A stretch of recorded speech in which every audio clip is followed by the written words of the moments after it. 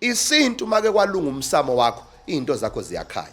Kodwa mawungase ubelieve namhlanje udecide ukukholelwa emasulmaneni, uthi usukholelwa emasulmaneni usuyiMuslim, uyogcina ngokulandela umcebo waba usoze wawuthola ngoba wena ungene by choice. Kubona kuyona ichoice lento iyisintu sakubo.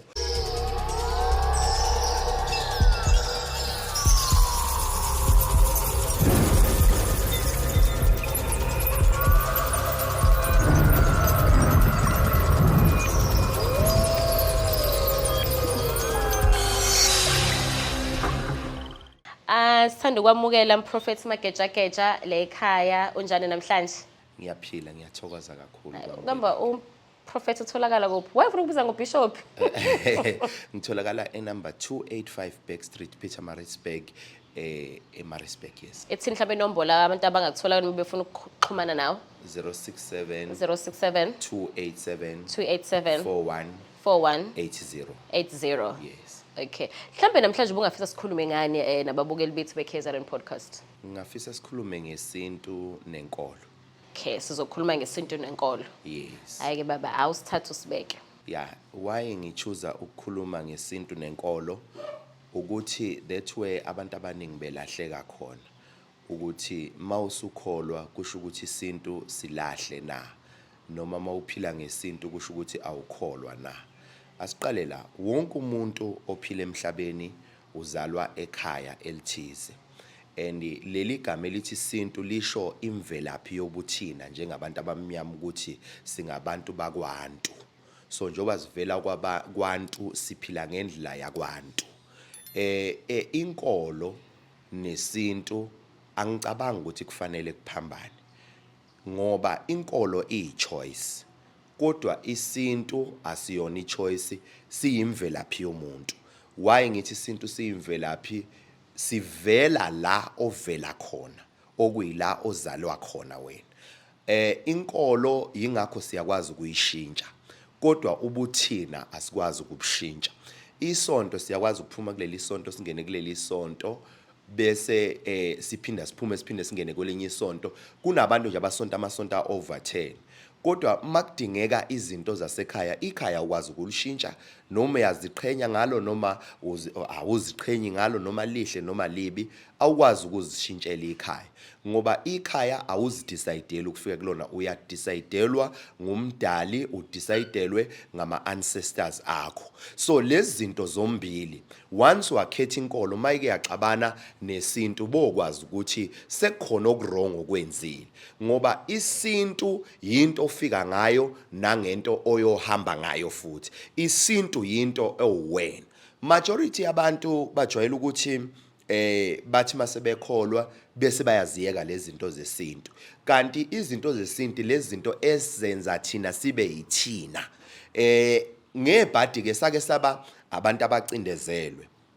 Ngesikhathi sicindezelwe sifundisa izinto eziningi ezisikhipha kulento esiyiyona. Sase sifundisa ukuthi asikholelwe kulezi zinto eziyinkolo. Yingakho sibona sengathi inkolo ingcono ngoba yafika nabantu abazenza ngcono kunathi nabaziveza bengcono kunathi. So umehluko ke la ukuthi inkolo yinto ozikhethela yona, kanti isintu yinto oyikhethelwa ngumdali.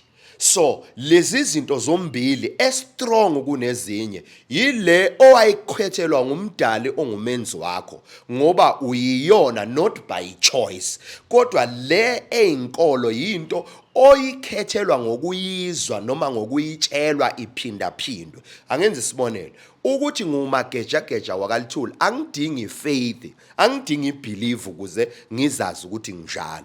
Kodwa ukuthi ngikholelwe kwezinye izinto kudinga ukuthi ngizixoxelwe, ngizitshelwe, ngizazi bese ziba ibelief yami. Kunezinto ke ezihambisana nesintu ezenza thina sibe ngabantu abangcono nabantu abaphelele. Angenza isibonelo, eyokuqala yidlozi lomuntu. Okay, angithi yokuqala yikhaya lomuntu.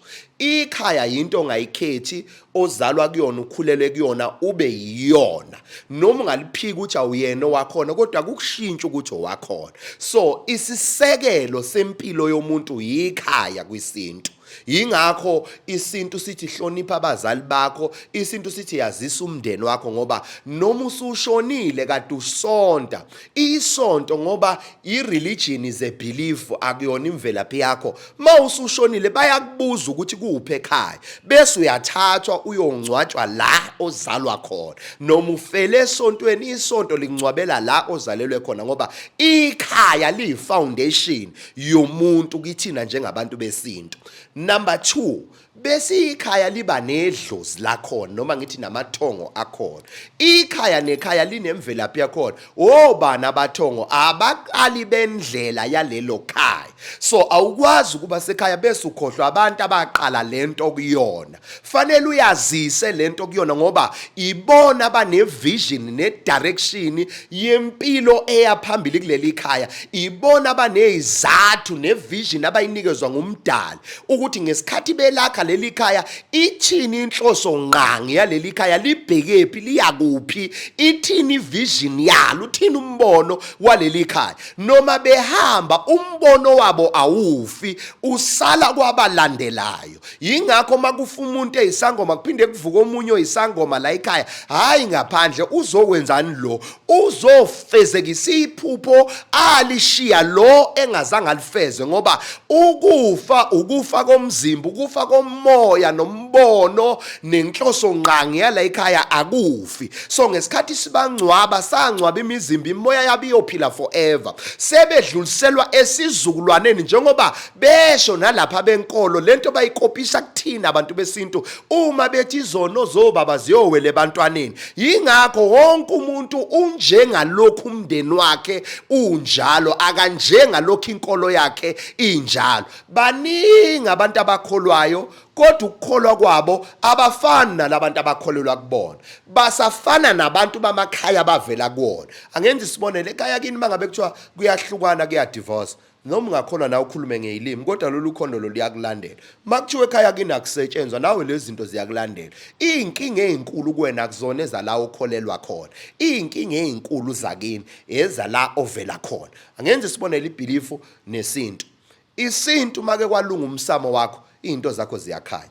Kodwa mawungase ubelieve namhlanje udecide ukukholelwa emasulmaneni, uthi usukholelwa emasulmaneni usuyimuslim, uyogcina ngokulandela umcebo waba usoze wawuthola ngoba wena ungene by choice. Kubona kuyona ichoice lento, iyisintu sakubo. So into engiyikhuthazayo mina kubantu inclosure ukuthi abantu abake bazigqaje ngesintu. Angenza isibonelo nje, umuntu mayevunulile kuthola lithi akuyona i-heritage day, kuba ngathi uyahlanya ekhanda. Esontweni umuntu mayengena evunulile kuba ngathi akaphilile ekhanda, fanele benendlela ethi lazogqoka ngayo engasiyona yakhe. Ekuthiwa hayi umuntu mayisekholwa la ekhaya wenza kanje, umuntu mayisekholwa la ekhaya. Why kube nemithethe impose abantu kwi-religion? I-religion i-ownwa abantu abayiqala, i-ownwa abantu abaqhamuka ne-idea yayo, kanti isintu imvelaphi yawo wonke umuntu wakwantu. Isintu ke sinezinto zesintu ezingamagugu wethu njengeindlamu, njengomaskandi, izinto esiphila ngazo njengesinto kufanele sigqaje ngazo. Kunezinto ezamakhambi, siphila ngamakhambi nje thina. Baningi abantu abadla amaphilisi uyothola ukuthi oyeka waqeda ama-antibiotic ngoba umzimba wakhe wesintu labantu abalakuyena awuyazi lento, wazi amakhambi. Yingakho nabakholwayo uyobathola sebekhokhoba beyinyangeni bayofuna imithi, babizwa imvelaphi yabo yesintu ukuthi thina kwantu siphila kanje. So mhla sabuyela kwantu sizozigqaja ngamakhaya ethu, sizigqaje ngabazali bethu, sizigqaje ngemvelaphi ngoba ngihleze ngisho ngithi asiki isihlahla siyothela singekho ezimpandeni. I-religion iyasifrustrate, isiphilisa amanga. Into ekwazi ukusiphilisa iqiniso isintu. Mhla sabuyela esintwini into zethu ziyolunga. Angibonge kakhulu la ekhaya kwa KZN podcast. Ngibonge kakhulu ukuthola leli thuba kubaphathi, ngibonge kuma presenter akhona osisusa neBhengu, ngibonge nje kubo bonke icrew yonke behind lo msebenzi. Igama lami nguMagejageja ngokalithula isibongo. Ngiyabonga. Siyathokoza baba. Siyathokoza.